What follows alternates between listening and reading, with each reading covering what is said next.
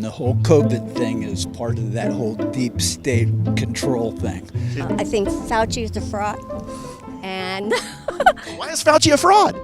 because he's not a scientist, okay, and He's an immunologist. Is that not a scientist? no. You know who's not dying? The people that are taking ivermectin and other things that actually work. The vaccine is not a vaccine, it's a drug. There's no way I'm going to take the vaccine. But Donald Trump said we should all take the vaccine. That's cool. But I thought you said you believe everything Donald Trump says. I do believe everything Donald Trump says. They're back, boys. Anti-vax weirdos who don't realize that they just said the opposite of what they said. If you thought we're done with those folks just because everything's basically back to normal, you are sorely mistaken. And why is that? Well, if you thought the Kennedys were all gone because most of them had terrible run-ins with dying, then you're also sorely mistaken. RFK Jr. is running for president. Kennedy's his name, and crusading against vaccines that save 4 million children's lives a year is his game. And I will tell you this, that every child is damaged. Yeah, especially if I babysit them. It's the shaking, I think. All of these injuries that are invisible from the vaccines. We know, you know, if you've ever compared an unvaccinated kid to a vaccinated kid, you see the bright eyes and the engagement and the social interactions and the curiosity and the affection and you compare them. The child even had 1 or 2 vaccines and they're completely different. Makes sense, man. Look at this picture. This kid, vaccinated. He looks depressed. Look at her, ravaged by the effects of not having polio. Now let's check out an unvaccinated kid. Oh, God, look how happy. Look how happy. I don't know what's more disturbing, this drawing or the fact that you can buy it on Etsy and it's classified as smallpox art. Cute little business they got going there. Watching RFK run for president is absolutely fascinating because he's running as a Democrat, but he also traffics in this vaccine misinformation and insane Nazi hyperbole territory that attracts right-wingers like bugs to the coronavirus. They're going to have the right to compel unwanted medical interventions on us.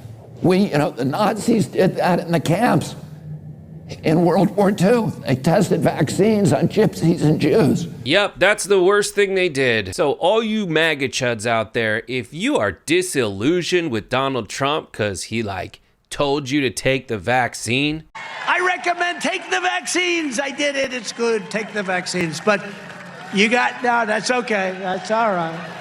You got your freedoms. Both the president and I are vaxxed, and did you get the booster? Yes. I got it too. Okay, so... Don't.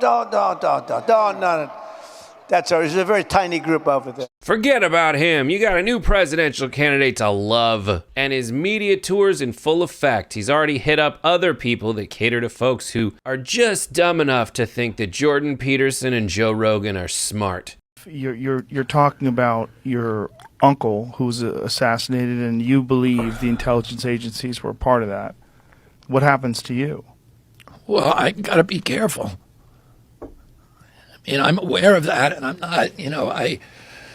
I'm aware of that danger, and I don't live in fear of it, at all.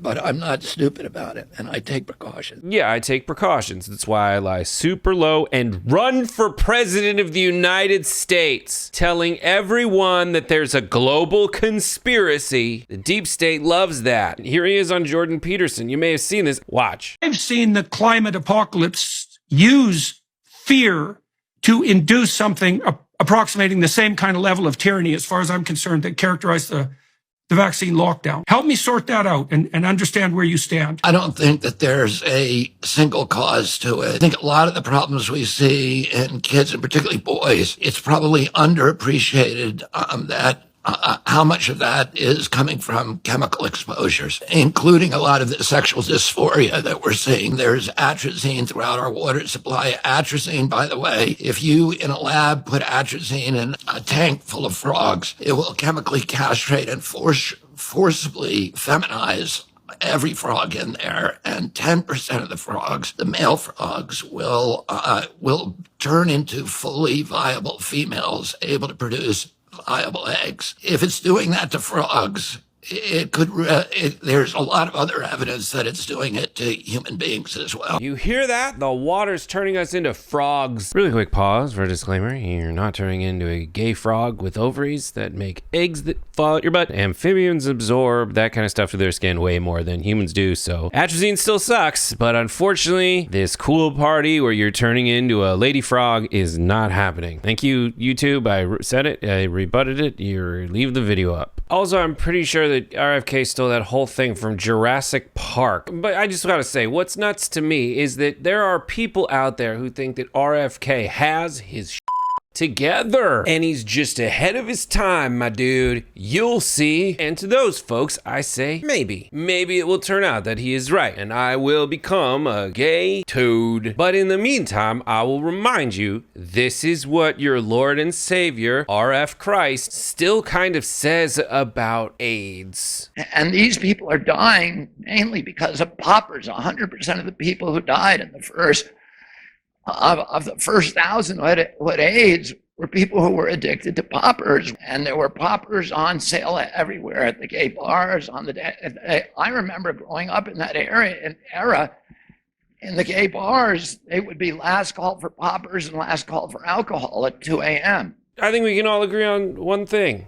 This guy went to gay bars and loves poppers, which loosen your butthole and make you dance good, but also, according to RFK, give you AIDS, which it doesn't. Anyhow, that's my time. I'm Brett. Thank you, and watch my videos every week here on Rebel HQ.